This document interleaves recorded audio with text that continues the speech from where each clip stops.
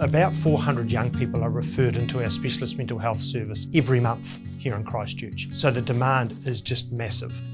We do require a new CAF, Child, Adolescent and Families Outpatient Specialist Mental Health Service facility. The current facilities are simply not fit for purpose. They're old, they're dark, they're dingy, and they just do not simply allow our young people to get the care that they really need and deserve. The Māia Health Foundation is a health charity based here in Canterbury, and we raise funds for key projects here to help take our health system from good to great. Demand for CAF services over the last 4 years has been up and down. It's generally increased, but what has happened throughout that, and particularly this last year, has been an increase in acuity. And whilst we know that anecdotally, we also know it from the fact that many of the people that we're seeing need to be seen urgently. And so we're seeing people faster who are more acutely unwell. The site at Princess Margaret is a 1950s adult rehabilitation inpatient unit. The buildings themselves are, needing significant repair, and it is bleak here. It's so depressing. How can that possibly be what we want for people? And it's not what I want for staff, let alone the people we're trying to, help or work with. The biggest barrier that I perceive is just we can't see everyone that we would like to see. The waiting room is about the size of this carpet, so you can have whole families, you could have the police come in if someone's really dysregulated and upset. When I was about 17, 18, I had some struggles with mental health following the earthquakes and was referred to an outpatient CAF team, which obviously involved lots of appointments here with family, and it's an old building, run down, stereotypical mental health facility that you see on the movies. Even like the heavy doors, it's dark. People coming in here aren't coming in for the best of reasons, so it's not an inviting place, not somewhere you want to come, especially for a young person. It's not the most ideal place in the world.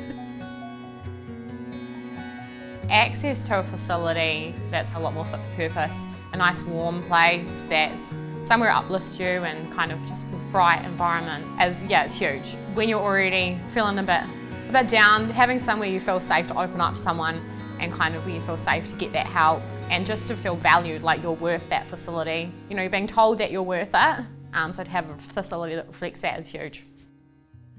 The new facility is going to be called Kahurangi. It has a huge number of benefits because it brings together the CAF North and the CAF South. So it saves a huge amount of time for clinicians to go back and forth, but also enables a lot more collaboration between those clinicians when they're dealing with caseloads and with managing their patients. The entranceway into the facility has got this lovely cultural journey, if you like. And then within the space as well, there's going to be a fantastic culturally safe whānau room for families to be able to meet and get together. So by going into an existing structure, the old Canterbury Linen Services building, it's not only a great story from a sustainability perspective, it means that we can have a far larger facility than we would have been able to do if we were doing a new build.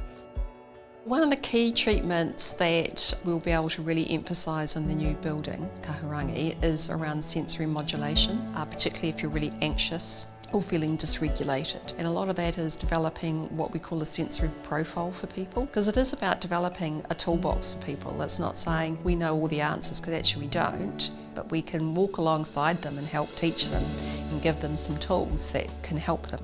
So again, it's about thinking about how people are going to feel coming into an environment that actually is for them. You've got to have hope, and your staff have got to have hope, and the people you're trying to help or work with and walk alongside have to have hope.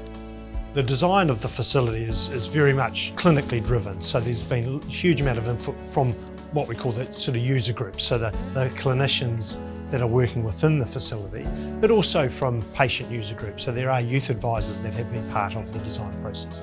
The partnership the Māia Health Foundation has with the Rātā Foundation is just huge. We're so thrilled to have that partnership, and we love working with the team at Rātā. For every dollar given through our campaign, Rātā's matching that dollar for dollar.